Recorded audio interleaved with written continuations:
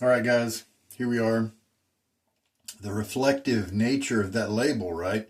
I have to make sure I angle it right for you to read it at all. It's the Derby. It's from the Derby stick that I used most recently, and that had one use on it.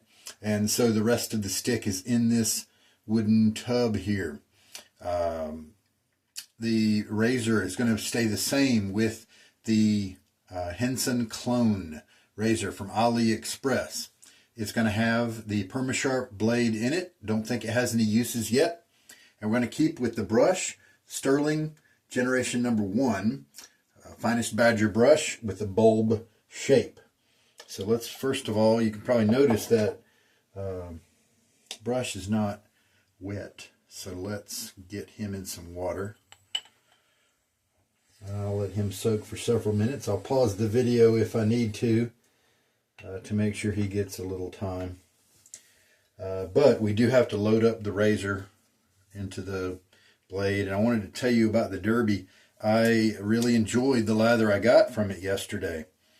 It tore the envelope. I hate it. I hate it when the blade people add so much glue to these glue dots, you know, that hold the blade in place, that you end up, now I've got some, even part of the envelope I had to scrape out of there. Well, you know, first world problems, right? There are worse problems in the world. Yeah, see, it tore away that. All right, so PermaSharp, first use. This is definitely a blade that I slept on for a good many years, and I had not realized what a good blade it was because I just never tried it. I heard about it, but it just, it wasn't any of the samples, I think, samplers that I had purchased. And so when I finally got around to trying it, and who knows, maybe I actually tried it in the very start before I was recording my shaves, and maybe my inexperience didn't work with the blade at that time, you know, so who knows. But anyway, I've tried it on a good many razors now, and it works really well. Before I lock this down really tight, I do want to look at the alignment, see if it's hard to adjust because I see a lot of undulation on the blade edge. Let me make sure I clamp it on down here.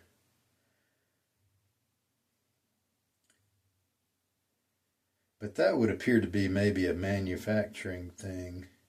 We'll just see. Who knows? But I think this does give the user a good idea about the Henson. And so if you want to spend $6 on this, maybe I even got it on sale to get it for $6. But if you want to spend a little money on this to see if you might like the scrapey nature of the Henson style head and the fact that you're locked into their angle, see if that angle might work for you, then is this going to give you an exact representation? No, I don't think it will. But I think it'll be close enough to where it'll help you to know the risk associated with the kind of placing your bet there to get the Henson or not. It'll give you more. It'll help inform your decision a little bit, but definitely better than if you didn't do anything, if you didn't try anything. So what I did with the Derby, it was a stick very much like this. I had peeled it away because the first time I used it on my face, if you recall, I had to keep reapplying it after kind of every pass. I deduced later that it was because the soap was quite hard, and so my initial work on it on my face was just not enough product. And so even though I kept coming at it with a wet brush, it was not enough soap on there to generate a brush full of lather. It did start looking more like a normal lather by the end of the shave, but of course, you know, we want to try to tweak things to have that happen a little earlier in the process.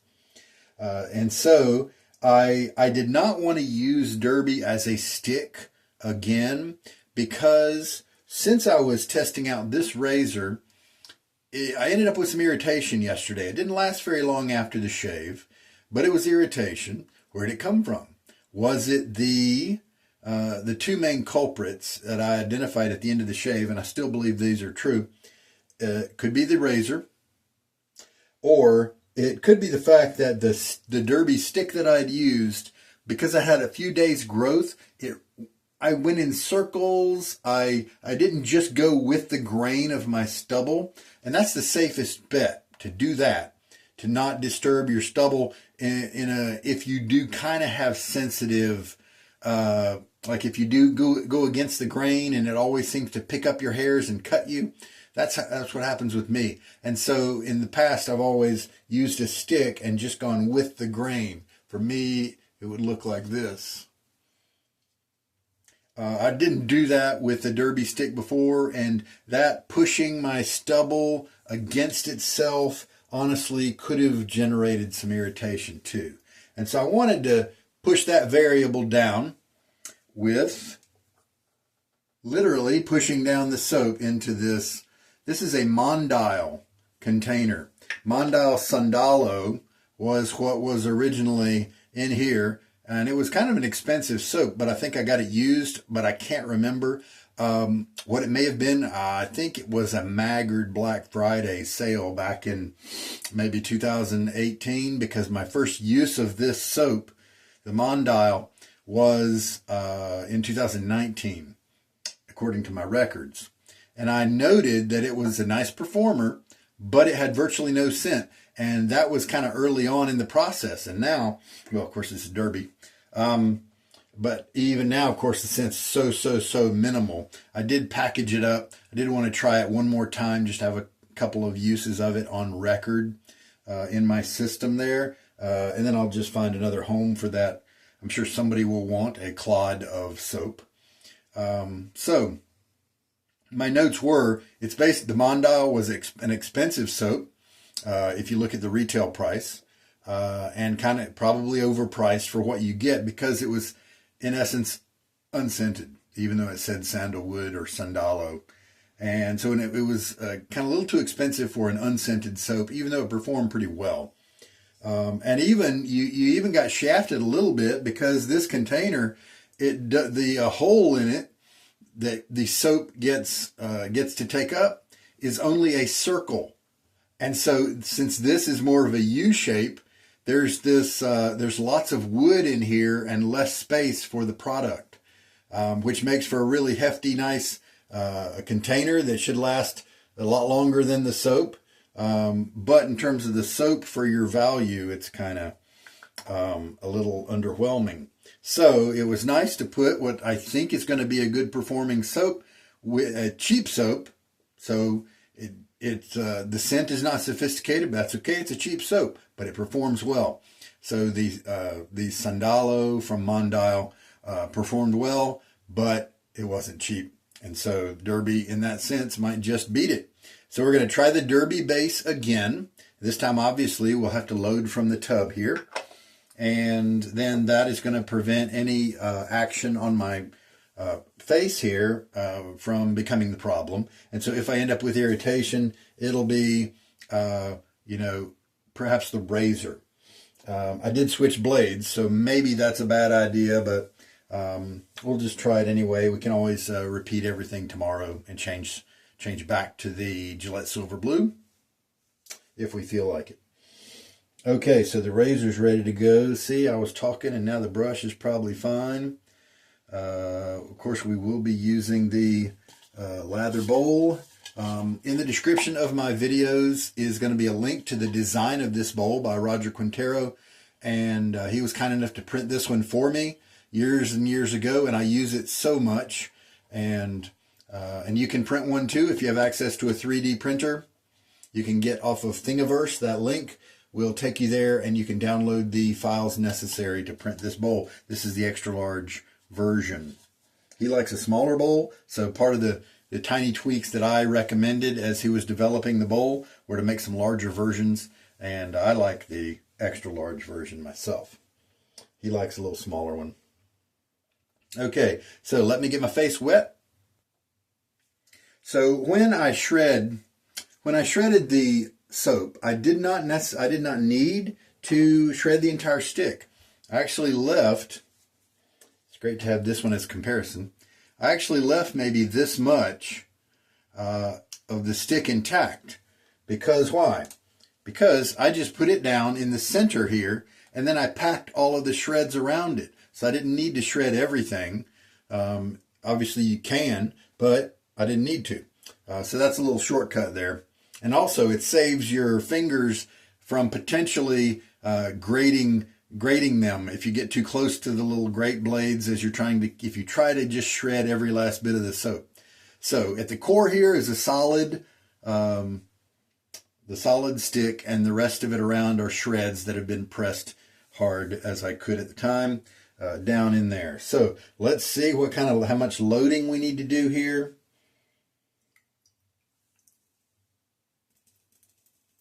Since we're probably going to have to load for a little bit, let's turn it into a lightly wet brush and then go at it here.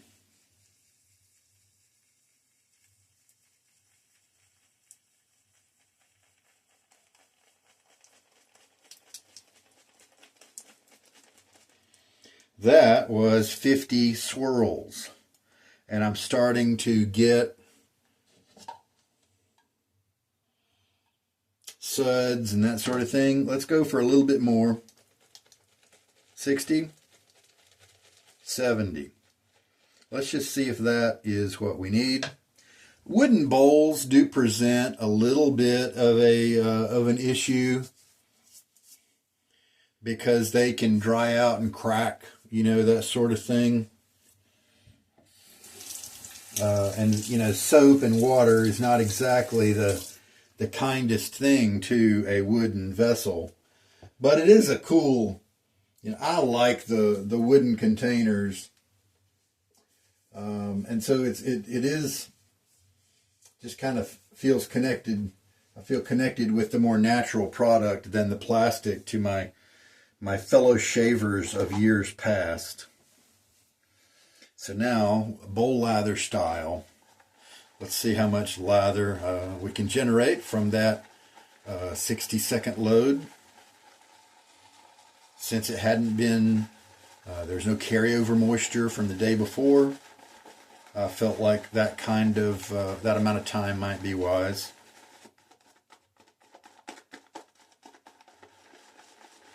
Again, that strong soapy scent. It is definitely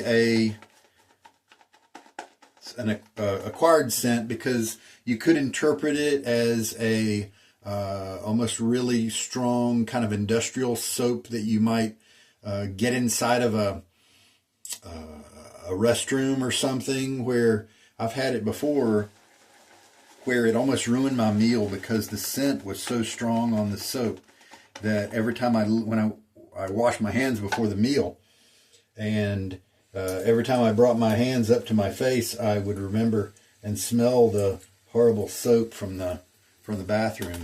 Go ahead and start adding some water.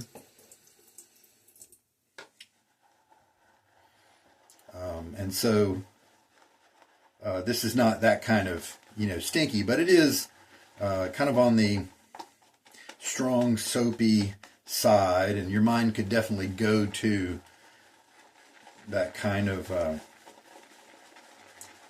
strong scent.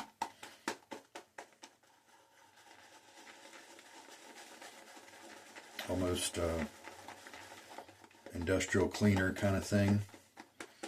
But I could also take my mind back to where soap was simply made, and a soap company might not be able to experiment or have access to all kinds of fragrance oils, and so it was just the looks like we're doing pretty good. It was just the kind of the natural scents, perhaps, or maybe they only had a few oils.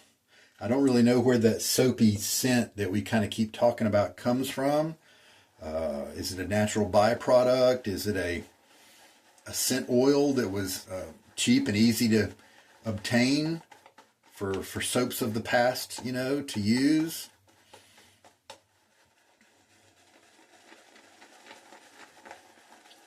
Last time, the Derby felt like it was a really good soap base. I like the slickness. This razor did attune me to the fact that I needed to add more water to yesterday's lather, maybe on the second pass, maybe on the third, but there are certain products and surfaces that when you try to move them across your face, these flat planes of existence here on the Henson, you know, on each side you've got this flat plane that you need to keep on your skin. And if your lather's too wet to the point of losing that slick emulsion, or if it's too dry, it's kind of an either way kind of scenario. But if it's too dry, especially where it needs more water, then that kind of that flat plane on your face can really slow down and kind of give you a drag experience. Almost, it's an interesting sensation, almost like it's glued to your face or something. So if we gauge this lather by other means, if we look, see, we got that shelf up on the side wall of the lather bowl, and so that in other cases means that we need to keep adding water. Why don't we do that this time?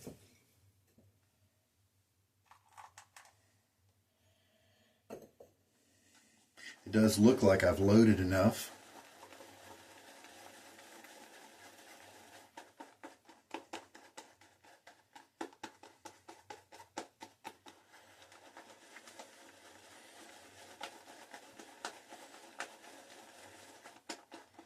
I think that I like this base better than the Arco base.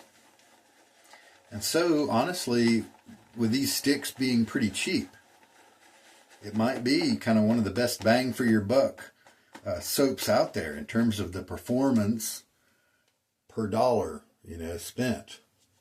And then to have them start in stick form,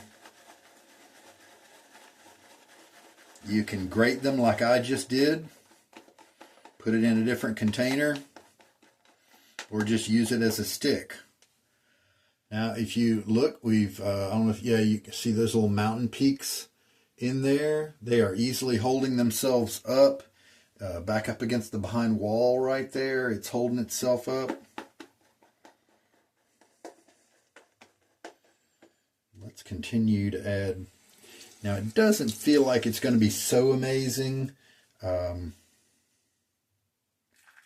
don't think I'm going to be able to push as much water in it like I might if it were Stirling or Mammoth, Seaforth, Summer Break, some of those.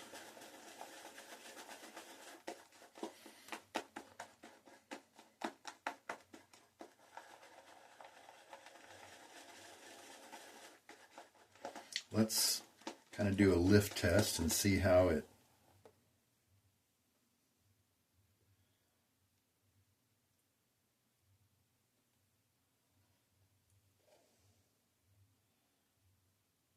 Ah, okay.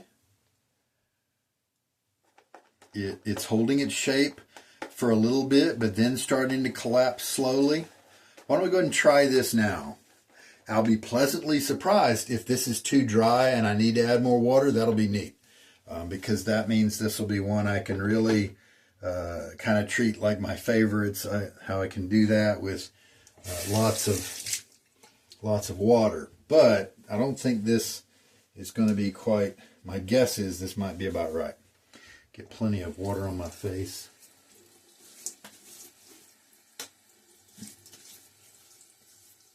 Just one day of growth today. So that'll be a fair shake. How much water have we put in so far? 22 milliliters, approximately. All right, let's see how we go. It'll be a very different experience than the stick, since we're coming at the whole thing with a brush of lather instead of a brush of water.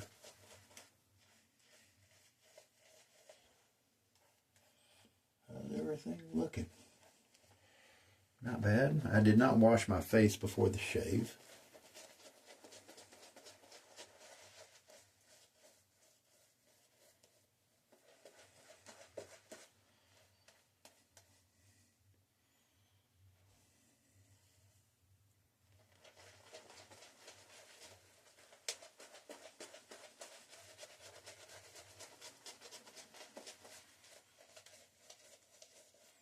think that's enough prep. So now,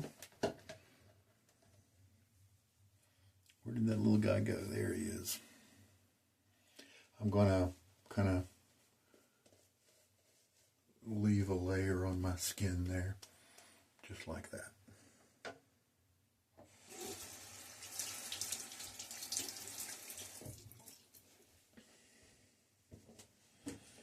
From the feel of it, from the way it was acting in the brush just now, I think I've confirmed that I probably should not have. I should not move forward with more water. And this may be about right, but it may be a little too wet. So let's just see what happens here. Oh no, that's nice. Razor is moving. It is being a little scrapey that you can hear. Oh, but that is slick. Let's try the other side of the razor.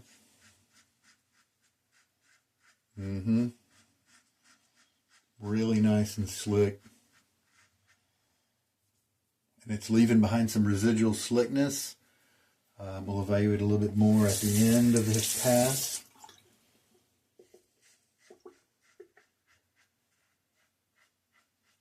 With the Henson type razors, I like to use shorter strokes. I kind of use shorter strokes pretty much always, but especially with this type of razor, when you are learning to use it, it may take a bit to get that perfect angle, and your angle does have to be really good to match what has already been preset by Henson, or by, you know, people copying Henson in this case. You got to match that, or you're not going to get a very close shave. Oh, do I have a little? Yep, maybe a little weeper right there. It's a tiny little bump that stood up a little bit too much and got cut down. I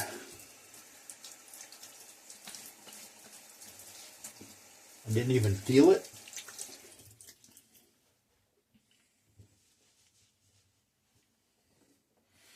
Really nice first pass.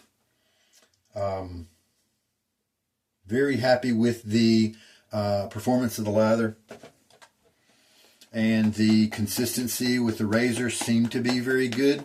Let's see if irritation builds up. Sometimes that can be the case.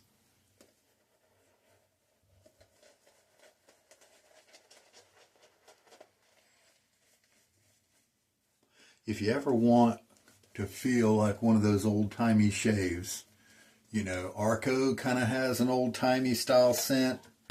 This one for sure.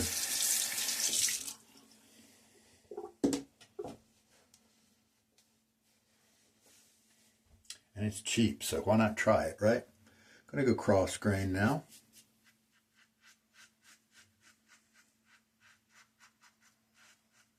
I read comments to yesterday's shave right before I started this one, and one of you guys was saying that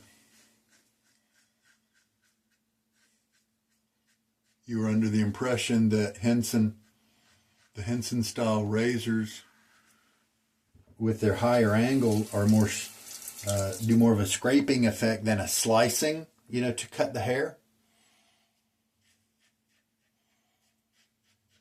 And I would agree with that. That's kind of always been my impression ever since I tried a Henson the first time.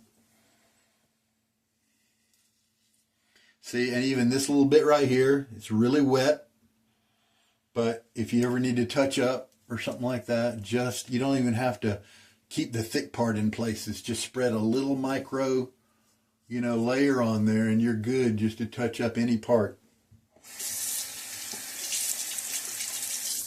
Second pass, nice. Skin feeling just a little tender, probably because it's just a sharp blade. And also my skin, I think, just doesn't like the scrapey type of experience.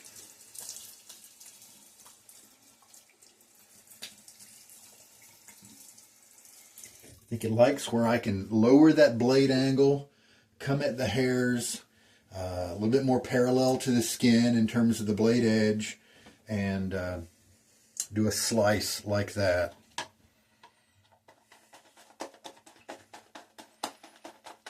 it looks like that was pretty much the perfect load. 60 swirls approximately is what I did. I've now got plenty to put on this third pass of lather, and there's a little bit of margin in here if something had gone wrong. So that was right. That was a good call. Good guess on my part. Educated guess. And then if I were to use the same soap tomorrow, because a little bit of moisture is going to be on there, then I could probably reduce that from 60, who knows, 50, 55. With these wooden bowls, they're not going to be airtight. And sometimes that's good, not to be airtight with these harder, especially with the harder soaps, because it does give them a chance to air out a little bit. And then you can, for those of you who might be a little OCD or concerned about mold, it's going to be really hard for mold to grow in here anyway, even if it was sealed up perfectly with some moisture in there. It would be difficult because of this kind of soap this is, and the fact that it's just soap anyway. But this kind of a slight bit of air access is going to should allay your fears, and where you know that it's not going to sit in there with moisture. And now you don't hear as much scrapiness because we did a good job cutting on those first two passes. Razor is moving and sliding very well. So I like the kind of slickness this brings. I'm definitely going to be trying this soap. It kind of a,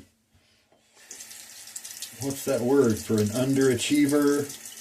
It hasn't been given enough credit. Sleeper maybe.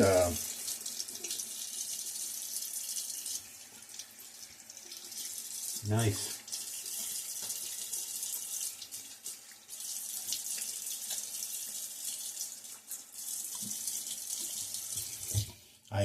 With every rinse, we've got some cool water here for the rinses as we get into a colder season, not hot summer anymore. With the cool water, I'm detecting every time that little weeper right there.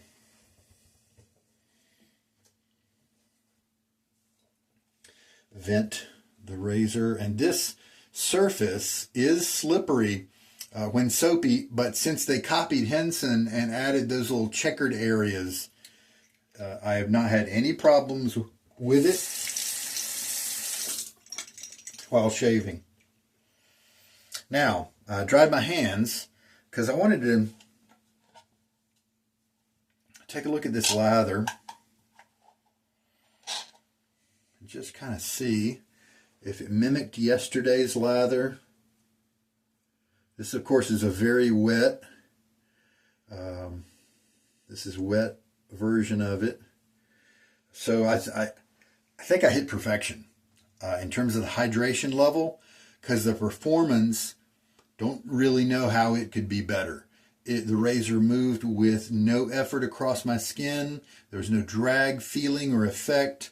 Honestly, I like this base better than some of the more modern bases that are trying to bring in like butters and oils or something for skin moisturization. Those tend to slow down, provide a little bit of drag on my razor, and this just it's just slickness. There is a level of kind of soapiness left behind on my fingers even after I pass over with my thumb that keeps that slickness kind of alive. It is an oily kind of slickness, but the oily nature is a much lighter one than those other kind I was talking about before. And it's almost like using a lighter weight, higher viscosity, a thinner oil, like maybe a gear oil instead of, motor oil. And so, yeah, does this have a lightly creamy luxury nature to it? Maybe not so much. And so maybe people won't really kind of give cushion, give this soap a cushion rating that's very high. But to me, that's a nonsense value, in a sense, because to me the most important thing: how does it feel in the razor when the razor's moving across my face? Does the brush feel good when it's applying it to my face? Now maybe that's where cushion might come in. Maybe in talking I've just discovered something, because it could, a little thicker viscosity might have been nicer when I was, and it might have made the brush feel better and more luxurious on my face. However, the performance was just top notch, and to me, that's just so much the bigger thing. So to me, if I would have added more water, that would not have been me pushing it for a higher performance. It would have been me overwatering the soap, and that wouldn't be good. And so it turns out I put exactly the right, for my personal specifications, for the type of slickness I want, I nailed the water amount for this particular amount of soap that I gathered. And what would be good, I could try backing off and see how does it act when you lower the amount of soap. You lower the amount of water per soap ratio there. So just that'll be interesting to see how wide that band is, where overwatering and the lather is broken down is on this side, and then on this side it's too dry and kind of irritates your skin and doesn't give you the slickness you want. How wide is that little perfect band where you're able to achieve a good lather that you enjoy? That'll be curious. So Derby, you might have just given me some words or a reason to think of cushion as like what cushion could be good for. And that might be, I might talk to some people about that and see. Tell me about how you guys, if you interpret cushion a certain way. To me, it's always been about how does the razor act on the face. But with this kind of, and so cushion doesn't matter. Slickness is the only thing that matters. It's my perspective. And so whether it's got a lot of cushion or no cushion, if the razor moves well on my face, effortlessly glides and protects my skin well, and who cares what cushion means, But the cushion could be that lightly creaminess that gives you maybe a luxury feel. And so maybe cushion could refer to that. And if you're able to get a good slickness while still having like a thicker viscosity, that and density to the lather to where it feels luxurious, then maybe that's the perfect combo. Live and learn, adapting, that sort of thing. Very good. Because there's definitely, when you take this lather, put it in your fingers, you saw how it's dripping down. There's very little give to it, but it worked. It functioned just near the highest level, honestly. And yeah, the scent right now that's in the cloud around me, that's kind of resident, obviously coming up a little bit from my face, maybe my goatee a little bit, if there's a remnant of lather there, is just a generic, clean, soapy scent. And yesterday I used burgundy as a balm, and it worked great. It's not a strong balm, and so it definitely didn't compete with anything. I've got, you know what? Here's this Agar. And I think that the Agar is kind of akin to sandalwood. Let's put on some of that. I need to use up some of these balms before they go bad. I just collected too many over the years.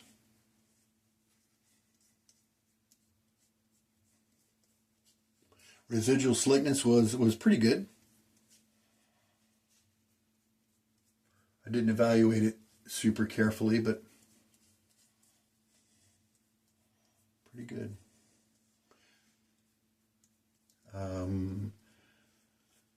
Would I say that my face feels a little tender right now? It does feel a little something, but I don't think I'd say that. And so does it feel like zero? Like there's nothing at all? No. A little bit more than that, but it's so minor that I almost feel like in 5 minutes I won't notice anything, especially with a nice balm applied. I'm sorry, medication I'm taking gives me the hiccups, and so I apologize for the regular hiccups here. All right. Thank you, Stirling. Agar. And that's one of those scents that just kind of goes with a bunch of stuff. I like it. Okay. Well, that is it. So in retrospect, I'm glad that I tried the Perma-Sharp because I don't know if it's the blade, but this blade definitely agrees with this razor. Might try the GSB, the Gillette Silver Blue, again tomorrow, and see if maybe it just likes this razor a little bit less, or if it was all about the just the excessive stubble I had, and maybe how the application of the stick might have irritated my pores or hair or something. That really could be it. But I definitely ended up with a good bit of irritation last time. And, well, I say good bit. Let's just say noticeable. It wasn't a lot of irritation. I've definitely had worse, like when I used the Blackbird. Ooh, that's really aggressive for me. The charcoal goods, even the level 1, much less the level 2 of that original charcoal goods razor. Whew, that one was hard. It's a beautiful razor, but I just like the Blackbird, but it was too aggressive for me.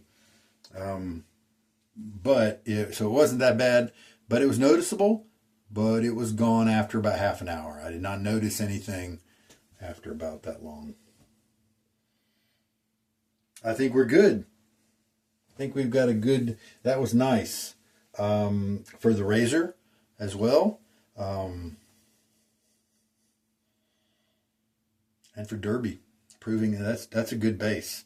And I love it when a cheaper product, you pair this with a vintage tech that you get for $6 off eBay, or where you pay $25 and you get 5 vintage Gillettes.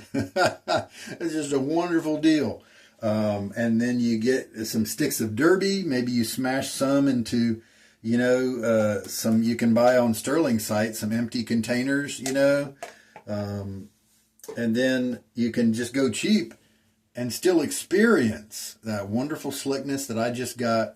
And the tech's a great razor. And then if you're able to buy blades in 100 packs, then they can become inexpensive as well. Especially if you look for sales, that sort of thing. So, wow. I love it when that happens in a hobby where people can enjoy all the wonderful benefits of it without necessarily breaking the bank. All right. So that's it for today. Thank you so much for watching. This is Sugar Daddy Shaves. Good night.